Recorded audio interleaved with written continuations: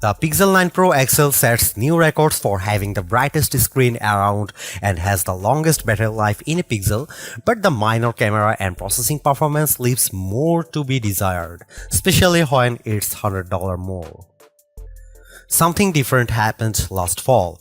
For the first time in a long time, I made a Pixel phone as one of my daily drivers, and it's a decision I don't regret after putting the Pixel 8 Pro through countless photo shootouts and comparisons against all the best phones around. Now that its successor is finally here, I have high expectations for the Pixel 9 Pro XL.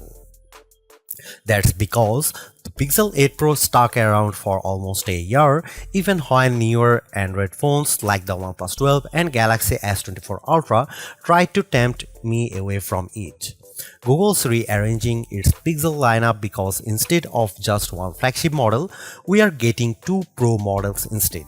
Technically speaking, the Pixel 9 Pro XL is the direct successor to the Pixel 8 Pro because of their similar sized screens, whereas the Pixel 9 Pro has a much smaller display. I break down all the details about them in my Pixel 9 and Pixel 9 Pro versus Pixel 9 Pro XL comparison. Given the opportunity of the iPhone 15 Pro Max and Galaxy S24 Ultra, Google's arming the Pixel 9 Pro XL with bigger upgrades like newer cameras, more helpful AI features, and a stronger, more durable design. In my Pixel 9 Pro XL review, I will see if it's a worthy update that could convince people to choose it over rival phones. I am starting to believe that phone makers are leaning on software more so than the hardware to propel their cameras, and the Pixel 9 Pro XL is proof of this. That's because its triple camera system consists of a 50 megapixel main camera, 48 megapixel ultra wide, and 48 megapixel telephoto with 5x optical zoom. Technically speaking, the main and telephoto cameras are identical to Pixel 8 Pro, however, the ultra wide benefits from a wider f1.7 aperture, which makes it more suitable for low light. While the rear cameras are similar for the most part, it's the selfie camera that gets the biggest upgrade. A pixel crunching 42 megapixel autofocusing front camera with a wider 103-degree field of view. I won't spill the beans on how it performs just yet, but it's undoubtedly a big upgrade if you intend on using it a lot.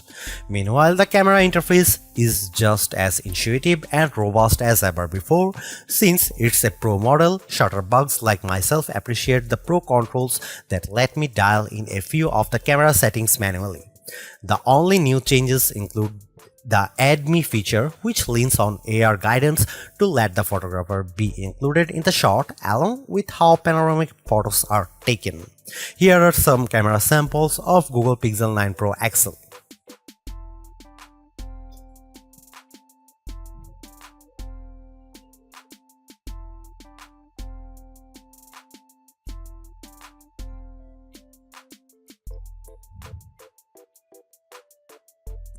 Another reason to choose the Pixel 9 Pro XL is because of its ability to shoot at up to 8K 30fps, whereas the previous Pixel 8 Pro caps out at 4K 60fps. On one hand, I like the extra utility of 8K recording because it gives me more playing zoom to edit videos by cropping them or adding digital pans or zooms in my video editing software, but you will need a high performance machine to handle them. While there are plenty of shooting modes and settings to adjust with video, like choosing between 24, 30 or 60 fps, it still lacks full manual controls to get me the look I really want to go after. Here are some video samples of Pixel 9 Pro XL.